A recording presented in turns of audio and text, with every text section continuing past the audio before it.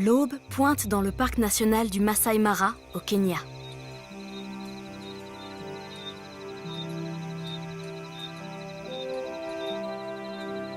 La savane commence à s'animer avant même le lever du soleil.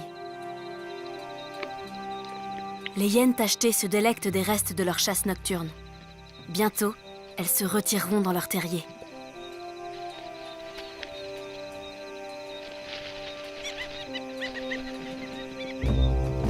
Septembre est l'époque de la migration annuelle des gnous du Serengeti vers le Masai Mara.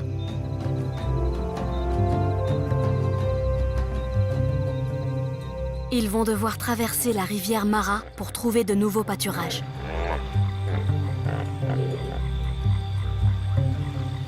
Comme chaque nuit, les hippopotames sont partis se nourrir dans la savane.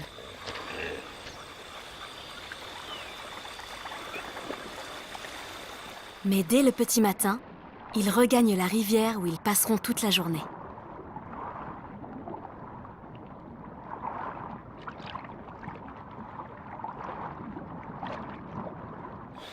Leur peau très sensible risque de se déshydrater s'ils restent trop longtemps sous le soleil brûlant.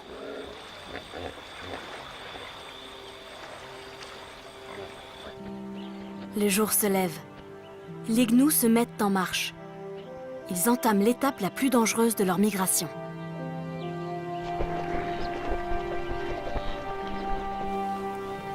Cet hippopotame est un peu à la traîne. Ce colosse doit son nom au grec ancien hippopotamos, ou cheval du fleuve.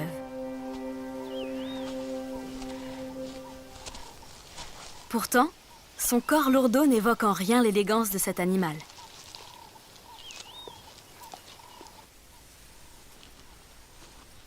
Le retardataire traverse la brousse d'une démarche pesante. Il se dirige vers la rivière qui sépare le Masai Mara du Serengeti. Les lions attendent l'événement de la journée, la traversée du cours d'eau par des milliers de gnous et de zèbres. Des impalas se regroupent sur l'autre rive. Ils se toilettent mutuellement.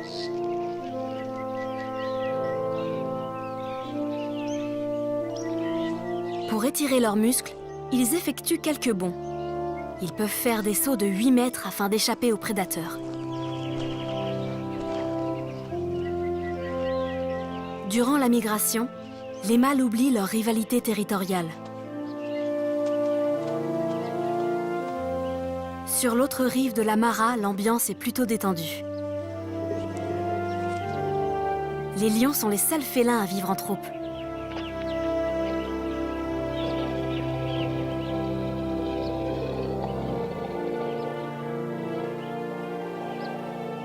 Leurs dents sont effilées et aiguisées comme des poignards.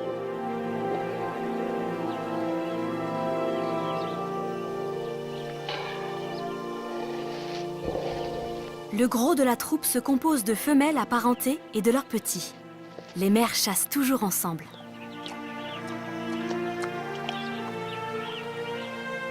Aujourd'hui est leur jour de chance. Les proies vont venir à elles.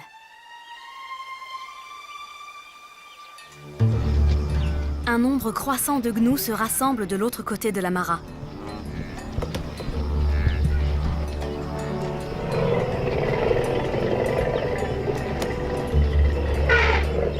Les éléphants ont terminé leur toilette du matin. Ils n'ont pas besoin de se baigner dans la rivière. La savane est creusée de trous d'eau qui se remplissent la nuit quand il pleut. Il y a de quoi boire et s'amuser.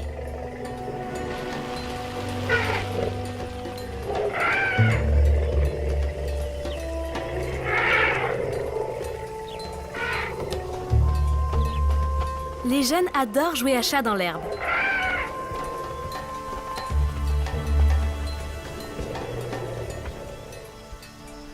C'est cette herbe nouvelle qui pousse les gnous à quitter le Serengeti à la fin de la saison des pluies. Ils sont à présent des milliers massés sur la rive.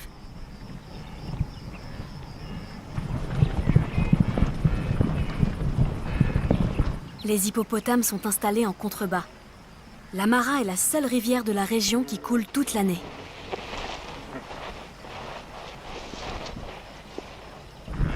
C'est aussi le principal obstacle sur la route du plus grand troupeau migratoire du monde.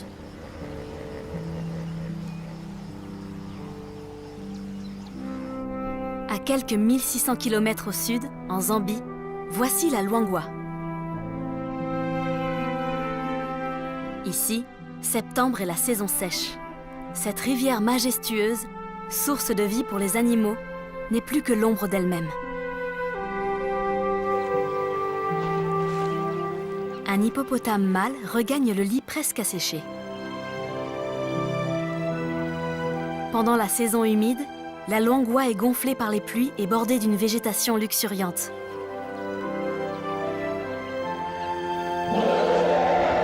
À présent que la température augmente, le niveau de l'eau baisse de jour en jour. Les éléphants mâles sont agités. Il y a de la tension dans l'air.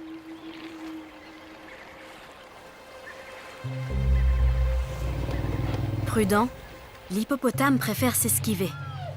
Ces animaux peuvent courir à une vitesse étonnante, jusqu'à 30 km à l'heure.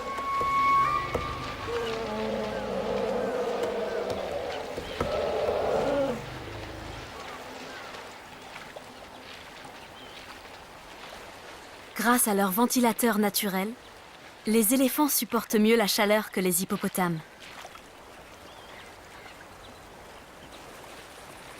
Leurs oreilles représentent un sixième de la surface de leur corps. Elles leur servent à maintenir une température constante. La poussière protège aussi ces mammifères de la chaleur. Les hippopotames sont quant à eux obligés de s'immerger dans l'eau pour se rafraîchir. À cette époque de l'année, il peut facilement faire plus de 40 degrés. Environ 40 000 hippopotames vivent le long de la Luangwa. C'est l'une des populations les plus importantes d'Afrique. Durant la saison des pluies, ils vivent éloignés les uns des autres. À présent, ils se rassemblent là où l'eau est la plus profonde. Forcément, des disputes éclatent entre les mâles.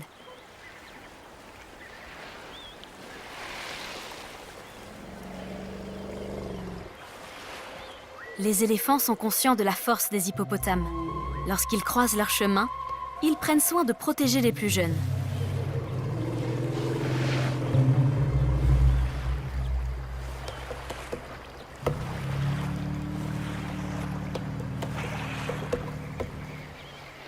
Lorsqu'ils sont énervés, les hippopotames comptent parmi les animaux les plus dangereux d'Afrique.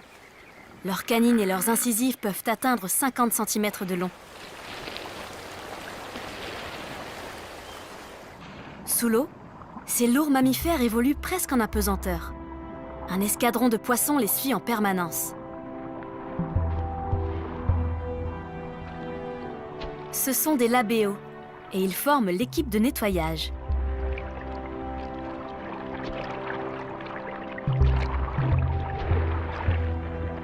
L'hygiène dentaire fait partie intégrante de leur tâche matinale.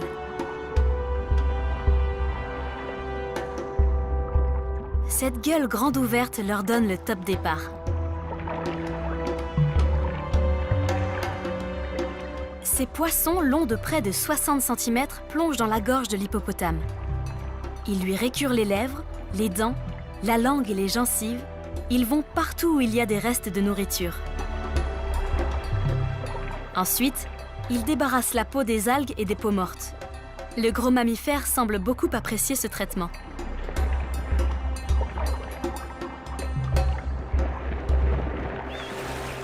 Une autre équipe travaille au-dessus de la surface. Les pique-bœufs font la chasse aux tiques, poux et autres insectes et s'attaquent aux cérumènes dans les oreilles.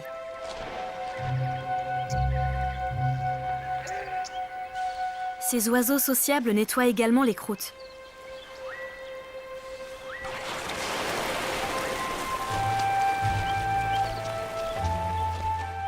Le problème, c'est qu'ils aiment maintenir les plaies ouvertes pour continuer à prélever des petits morceaux de chair tout autour. Ces nettoyeurs sont donc aussi des parasites.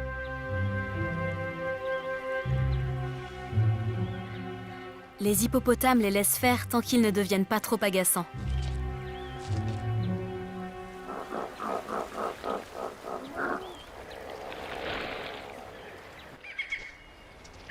La Luangwa constitue la seule source d'eau pour de nombreux animaux. Par cette chaleur, un grand buffle a besoin de boire environ 50 litres par jour.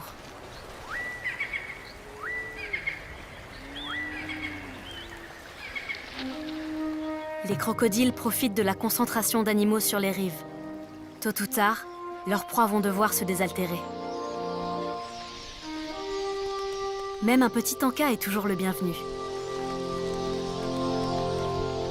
Les tisserins offrent un spectacle extraordinaire lorsqu'ils s'approchent de l'eau.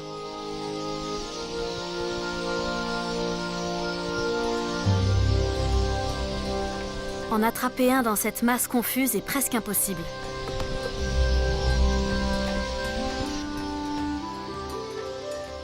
Ils sont donc relativement en sécurité, à condition de rester groupés.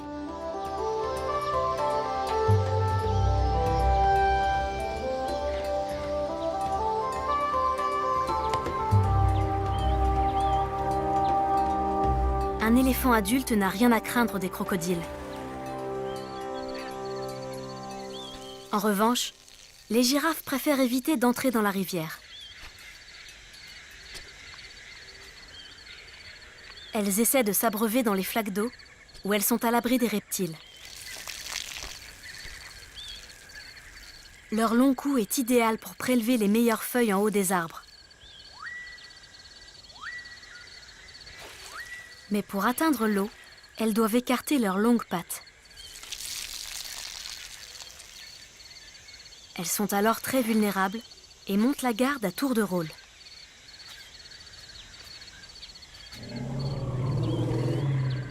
À cette époque de l'année, la végétation est desséchée.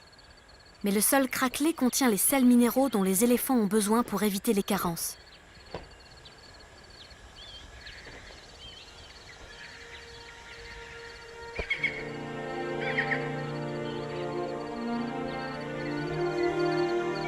Ce babouin cherche de quoi se nourrir.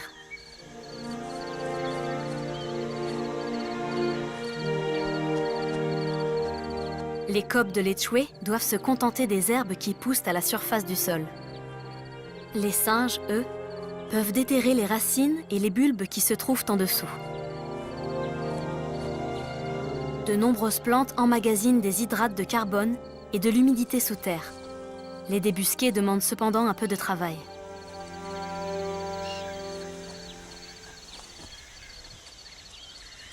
Même par une telle chaleur, on s'intéresse au sexe opposé.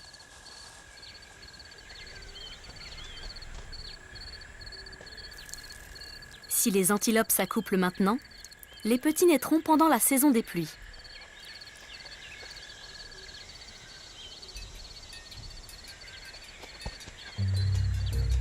Mais avant de procréer, les mâles doivent conquérir un territoire.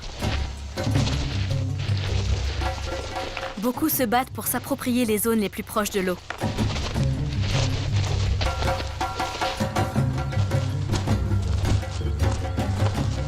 Mais rares sont ceux qui peuvent protéger leur territoire pendant plus de quelques jours.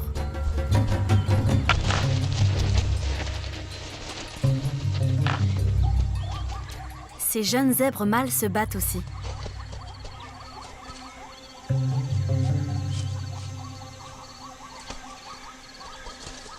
Mais s'ils se mordent le cou et se donnent des coups de sabot, c'est uniquement pour s'entraîner. Un vrai combat serait bien plus violent.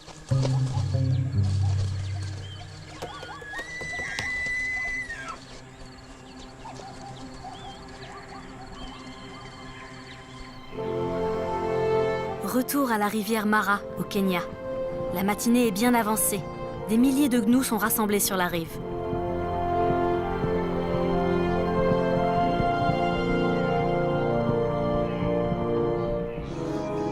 Ils hésitent à entreprendre cette traversée périlleuse.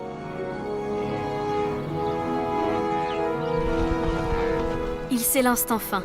C'est le signal qu'attendaient d'autres animaux. Les gnous savent que dans l'eau, le danger menace.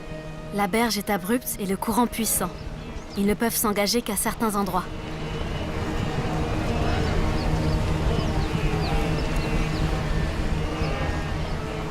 Il faut sauter, tenter sa chance. Derrière, les autres poussent et sèment la panique.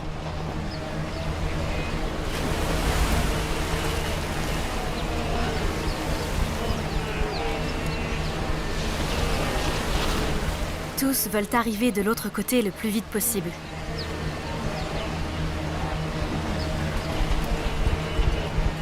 Mais les lions sont à l'affût.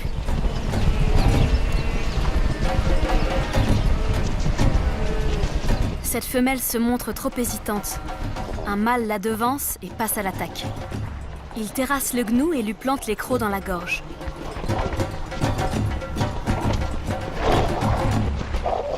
D'un deuxième coup de dent, il lui transperce la trachée et l'ésophage. La mort survient en quelques instants. Les autres gnous poursuivent leur route. Les riches pâturages du Masai Mara sont désormais en vue. C'est un flot ininterrompu qui déferle depuis les plaines du Serengeti.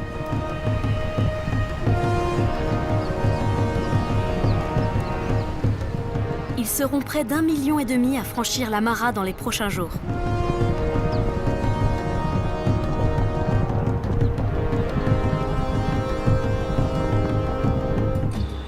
Environ 200 000 zèbres les accompagnent. Ceux-ci sont sur leur garde. Et pour cause.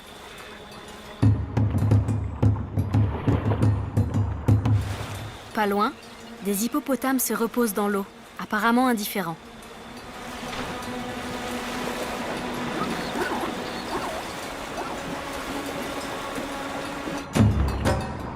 Les crocodiles ne rôdent pas uniquement dans les profondeurs de la rivière. Ils se cachent aussi le long des berges.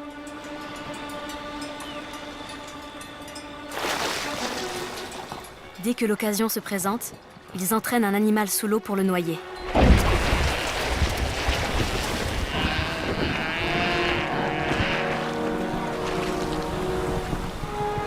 Le reste du troupeau détale en espérant ne pas subir le même sort.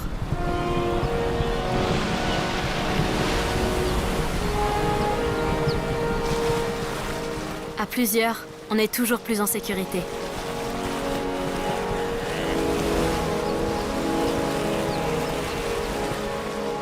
Quand on rencontre 2 crocodiles à la fois, il est impossible de leur échapper.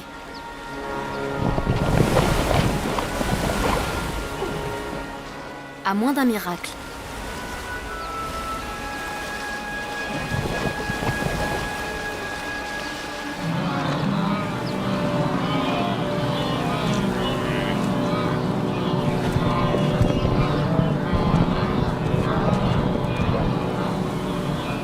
Pendant que certains courent pour survivre, d'autres font la sieste.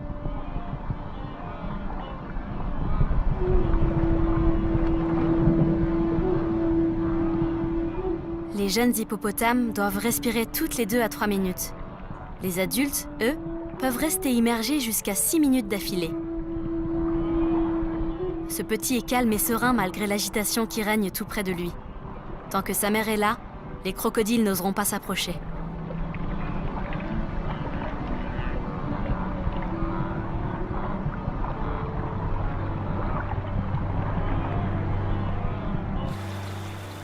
À midi, le soleil est haut dans le ciel. Les jeunes hippopotames se hissent sur les bancs de sable tandis que les adultes restent dans l'eau.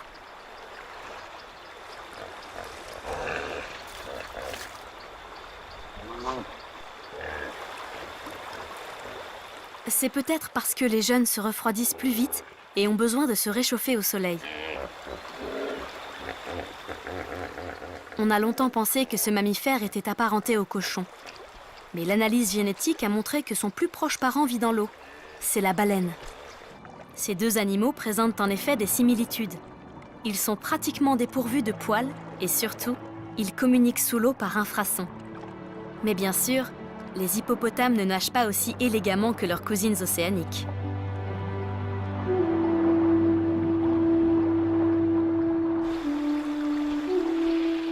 Et ils passent une partie de la journée au sec.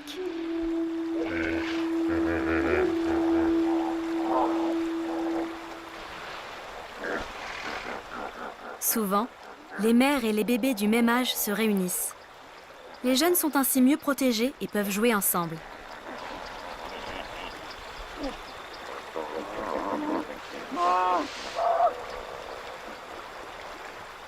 La place commence à manquer sur le banc de sable.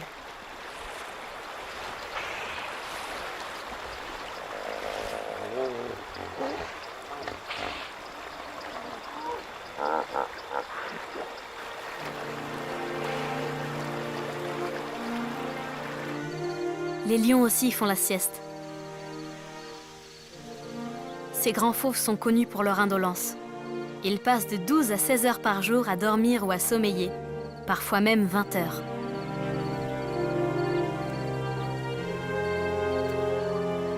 Ils peuvent se le permettre, car ils sont carnivores. Les herbivores comme les girafes doivent consacrer beaucoup plus de temps et d'efforts à s'alimenter. La viande est plus nourrissante que l'herbe. Les lions peuvent donc se reposer après le repas et garder des forces pour leur prochaine chasse nocturne. Pour le moment, ces girafons mâles ont autre chose en tête.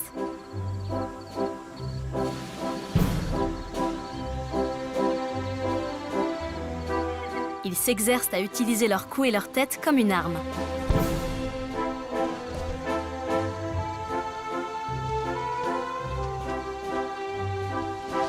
Ils se frappent mutuellement sur les flancs, car les coups de corne sont douloureux.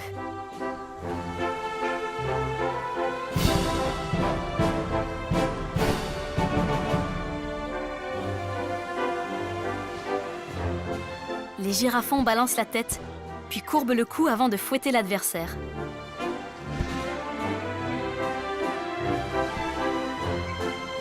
Ces batailles restent bon enfant. Ce ne sont encore que de jeunes célibataires.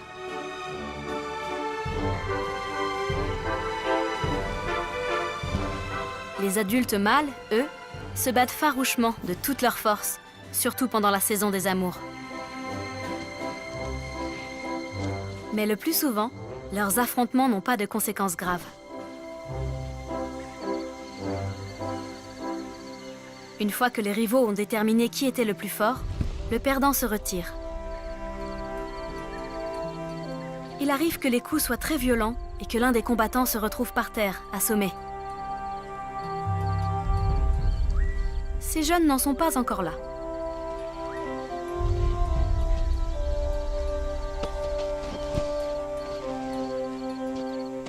Après une longue sieste, les lions redeviennent entreprenants.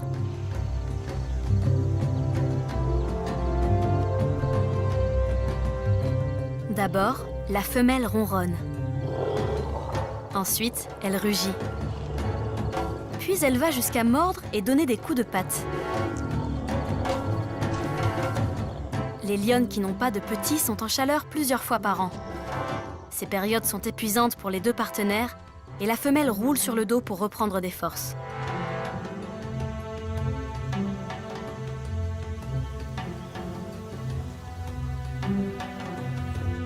Le mâle s'allonge aussi.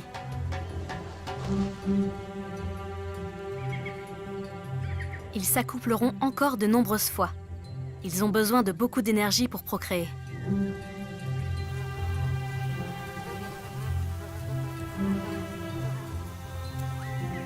Elle lui fait savoir qu'elle est prête à recommencer.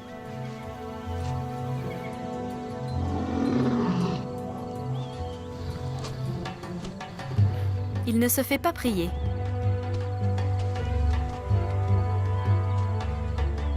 C'est reparti. D'abord, les ronronnements.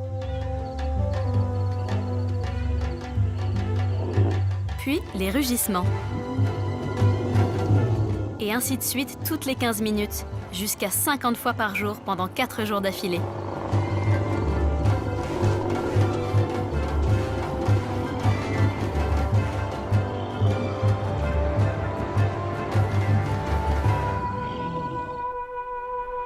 Retour en Zambie, sur la Luangwa.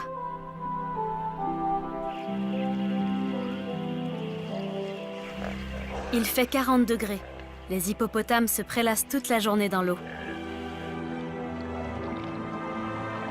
Les mères et les bébés sont très proches. Pour créer ce lien, la mère reste à l'écart de ses congénères pendant 2 semaines après la naissance. Ensuite, elle réintègre tout naturellement le reste du groupe.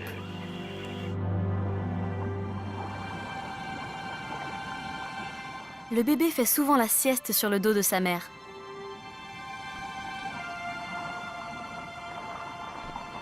Ainsi, il peut facilement sortir la tête de l'eau pour respirer.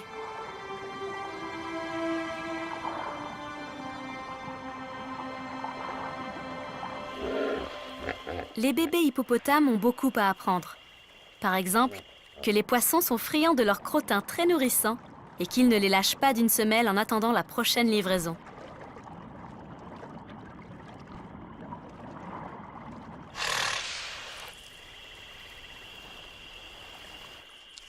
Non loin de la mare aux hippopotames, d'autres bébés viennent au monde. Leur mère a caché le nid sous un amas de végétaux.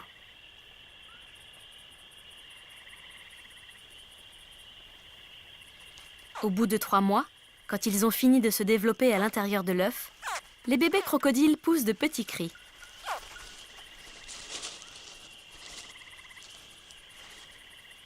Comme s'ils s'étaient donné le mot, ils brisent tous leurs coquilles au même moment. Leurs couinements sont audibles à l'extérieur du nid.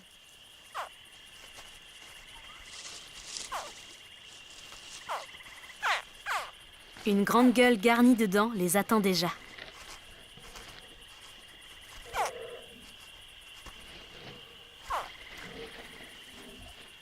La mère saisit les nouveau-nés un par un.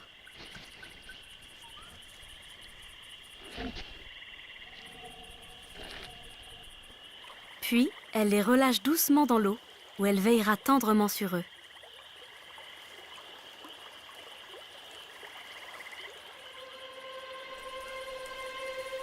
Ils attraperont bientôt leur premier repas tout seuls.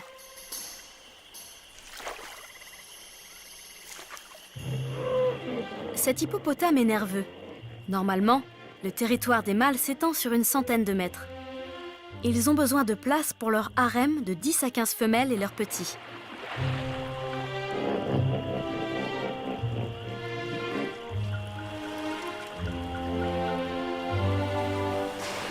À la saison sèche, ils doivent se rapprocher les uns des autres et cela crée des tensions.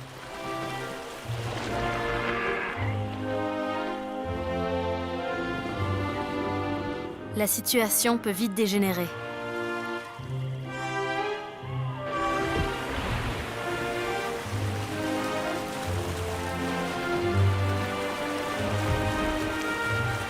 Une bagarre éclate soudain.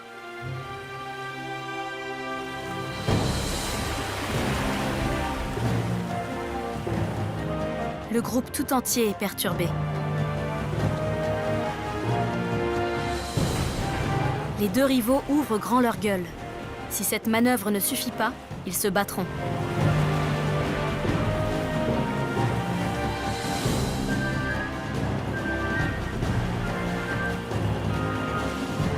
Ces affrontements sont parfois mortels. Et pas seulement parce que les hippopotames ont des mâchoires redoutables.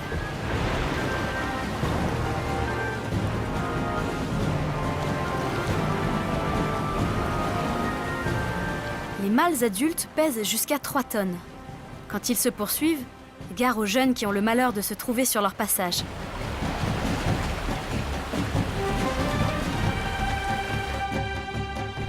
Un petit peut facilement se faire renverser et se noyer.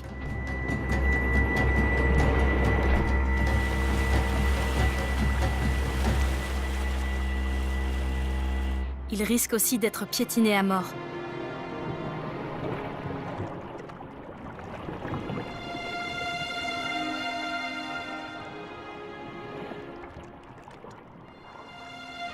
C'est ce qui est arrivé à ce bébé.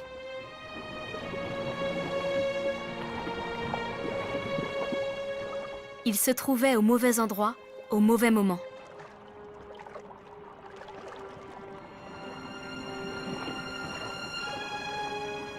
Sa mère le pousse délicatement du museau pour essayer de le réveiller.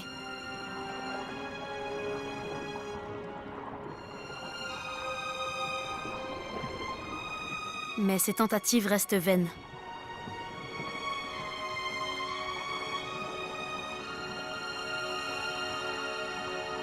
Il lui faudra plusieurs jours pour comprendre qu'elle ne pourra pas ranimer le corps sans vie de son petit.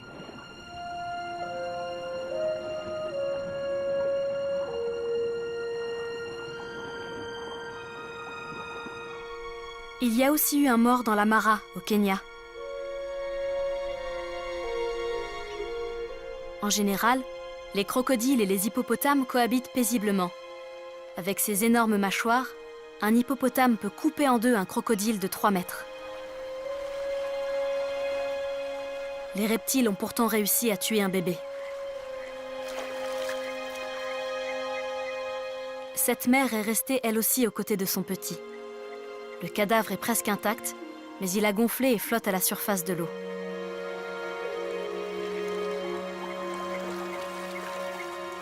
Les crocodiles ont des dents puissantes qui leur permettent de tenir leur proie, mais pas d'en arracher des morceaux.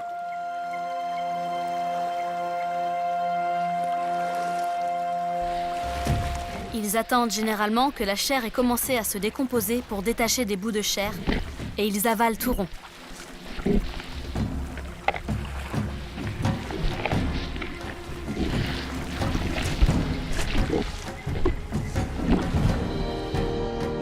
Les gnous ont enfin rejoint les pâturages verdoyants du Masai Mara.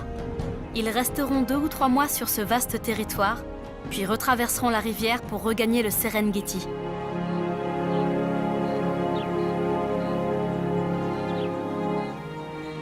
Ici, ils n'ont rien à craindre des crocodiles, mais d'autres prédateurs les observent déjà.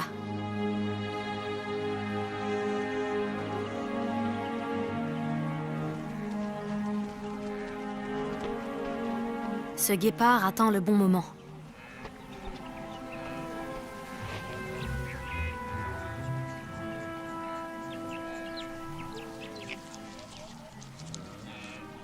Sa stratégie repose sur la vitesse et l'effet de surprise.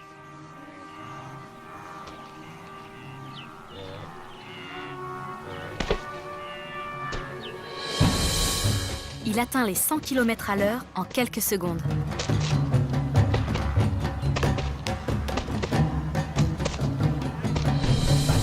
Un guépard parvient à capturer sa proie en moyenne 1 fois sur 2.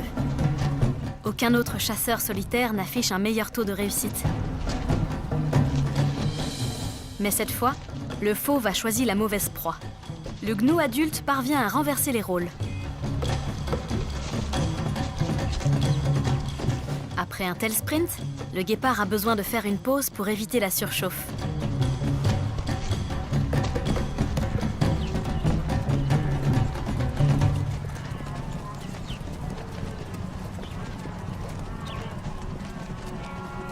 Le troupeau est désormais sur le qui-vive.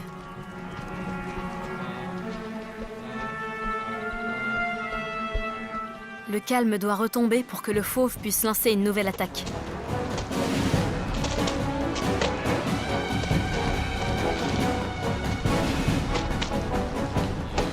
Cette fois, il cible un jeune gnou.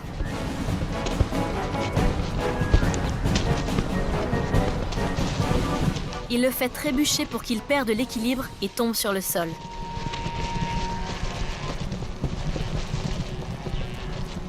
Puis il le saisit à la gorge et l'étouffe.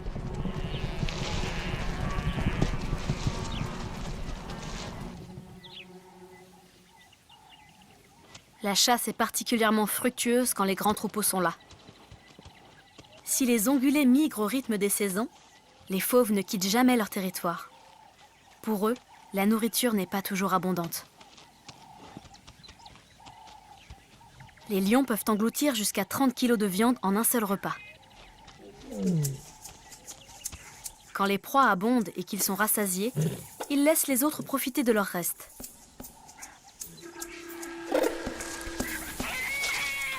Pour les vautours, c'est une aubaine.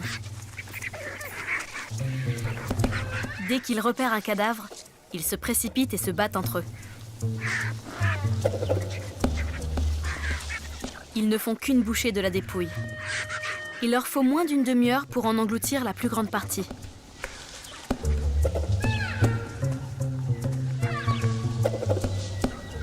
Certaines espèces de vautours ont le cou dénudé.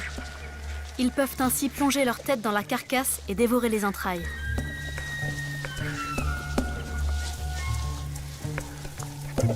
Très souvent, plusieurs espèces différentes se retrouvent autour du même cadavre.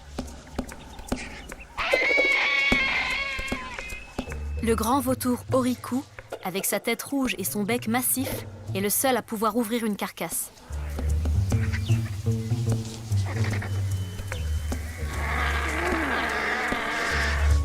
Les vautours africains et les vautours de Rupel réclament aussi leur part du butin. Toutes espèces confondues, ces rapaces consomment plus de viande que les lions, les hyènes et les guépards réunis. Et c'est une bonne chose. Sans eux, la savane serait jonchée de cadavres en décomposition.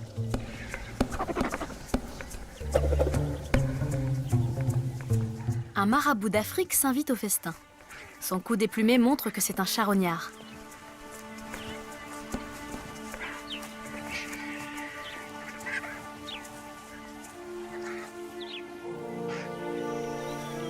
Les lions passent beaucoup de temps en famille.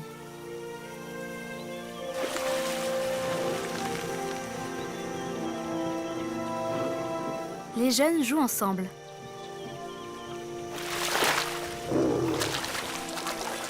Parfois, les adultes se joignent à eux. Les lionnes élèvent ensemble les petits de la troupe.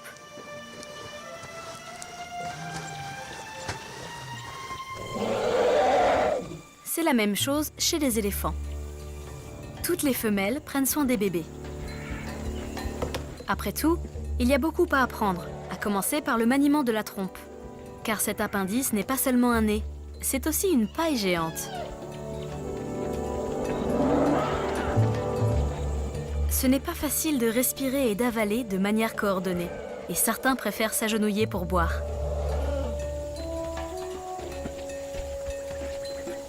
Il faut du temps aux éléphantaux pour apprendre à contrôler ce long tube flexible composé de 100 000 muscles. La trompe est un instrument polyvalent qui sert également à réconforter les autres et à faire de la musique.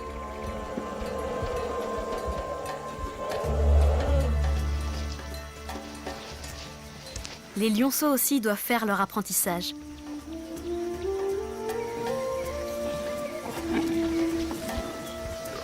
Une autruche morte permet de s'offrir de la bonne viande et un bel éventail en plumes. C'est aussi une excellente occasion de s'entraîner car les lionceaux sont encore trop petits pour chasser avec la troupe. Tout en chahutant, ils apprennent à avancer à pas de loup, à s'élancer et à attraper solidement leur proie.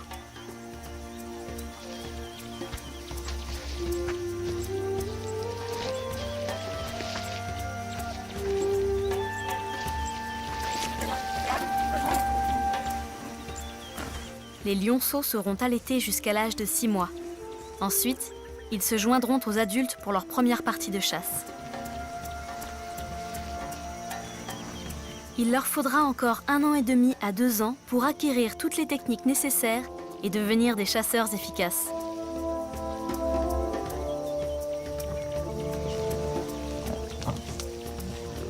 Ils ont encore le temps de s'exercer avec des plumes d'autruche et de profiter des mois d'abondance dans le Masai Mara.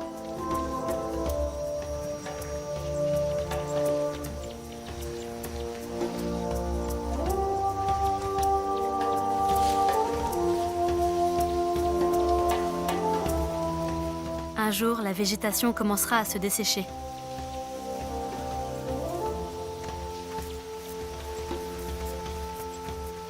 Ce sera alors la fin de l'insouciance pour les jeunes animaux de la savane.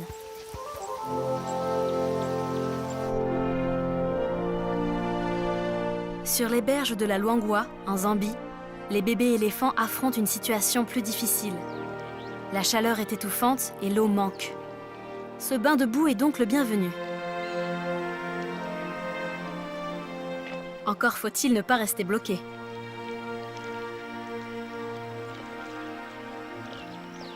Heureusement, la mère est là pour aider le petit avec sa trompe.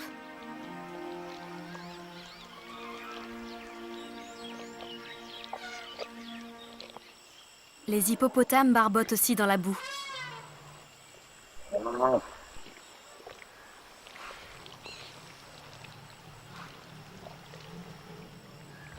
Les éléphants cherchent juste à se couvrir d'une couche de boue pour se protéger du soleil brûlant.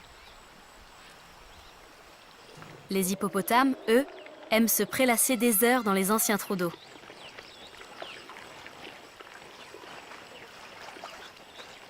cette mare n'est plus qu'un bourbier nauséabond.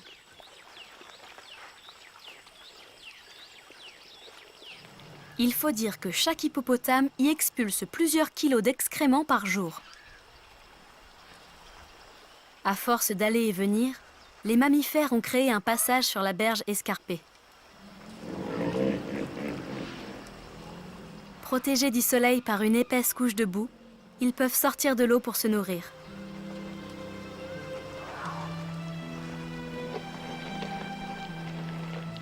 Le mâle quitte la mare à son tour.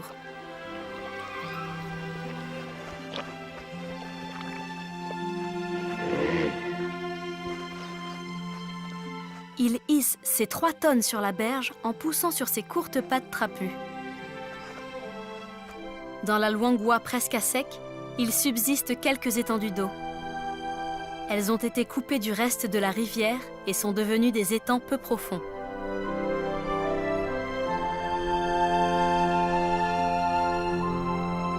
Aucun courant ne vient balayer les plantes aquatiques qui y prolifèrent.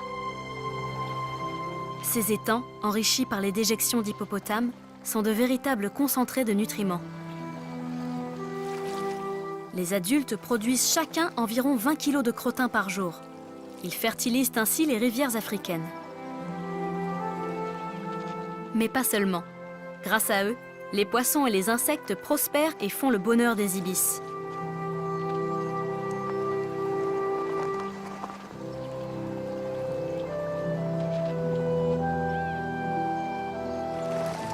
À la saison sèche, la richesse de ces bassins profite aussi aux hippopotames.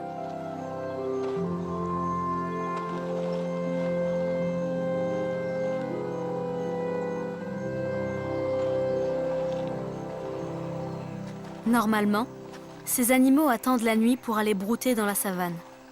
Mais à cette période de l'année, ils lapent goulûment cette soupe composée de lentilles d'eau et de pistia, appelée aussi laitue d'eau.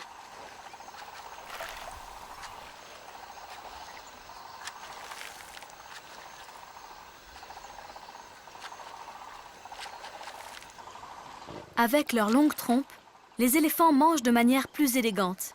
Ils choisissent soigneusement les plantes les plus savoureuses. Et avant de les déguster, ils les secouent pour les nettoyer. Les hippopotames sont moins regardants.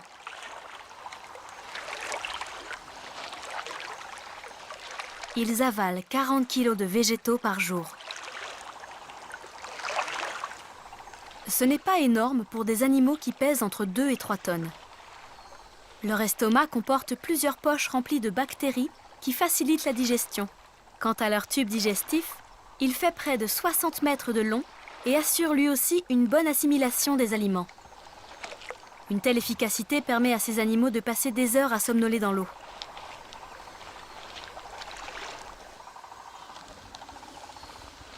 Ce pachyderme se rafraîchit aussi dans la mare. Un éléphant africain pèse en moyenne 5 tonnes. Comparé à un hippopotame, il a besoin de bien plus de nourriture, environ 170 kg par jour.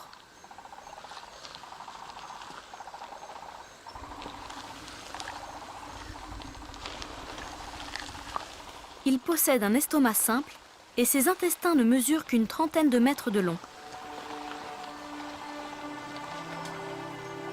Il évacue la majeure partie des aliments sans presque les avoir assimilés et doit donc passer entre 16 et 20 heures par jour à se nourrir.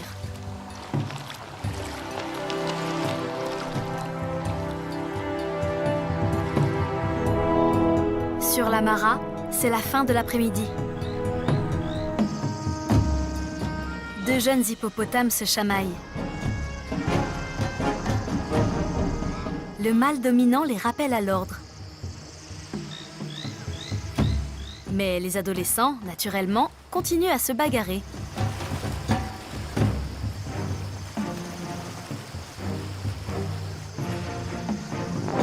L'aîné de la troupe doit finalement intervenir pour les séparer. Les jeunes n'ont pas fini leur croissance, mais ils ont déjà atteint leur maturité sexuelle.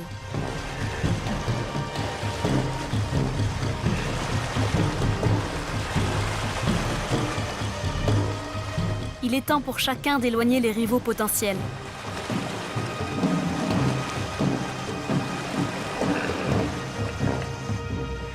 Ces derniers se trouveront un territoire sur une autre portion de la rivière.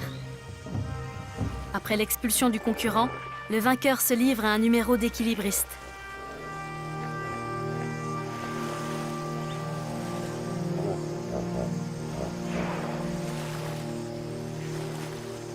Pendant l'accouplement, le mâle ne cesse de glisser.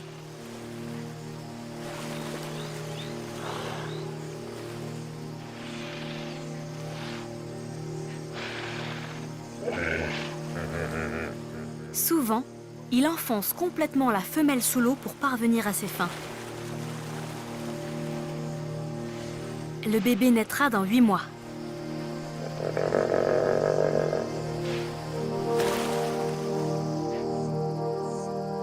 Le crépuscule tombe sur le Masai Mara au Kenya.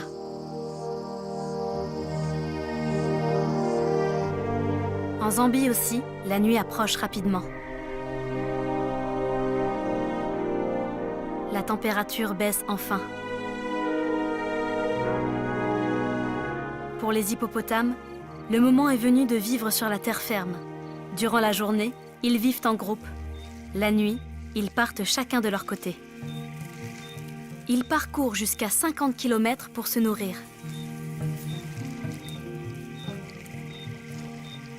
Malheureusement, toute l'herbe a été broutée durant la saison sèche. Certains ont donc recours à une sorte de recyclage et se nourrissent des excréments de leurs congénères.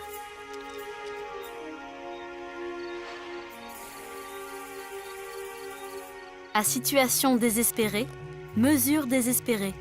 Le crottin contient d'importants nutriments et puis, quel mal y a-t-il à redigérer le repas d'un autre ?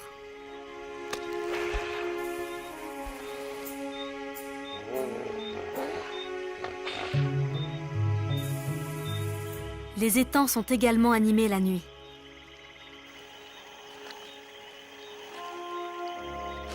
D'énormes hippopotames engloutissent de minuscules lentilles d'eau pour apaiser leur faim.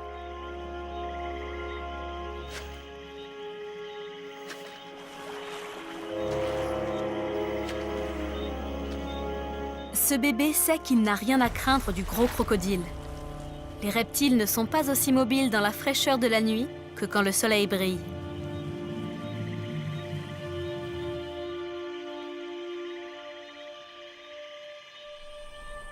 L'aube se lève sur l'Afrique.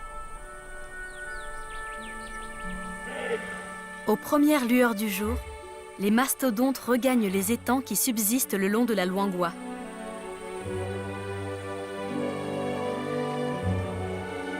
Après une nuit passée à se nourrir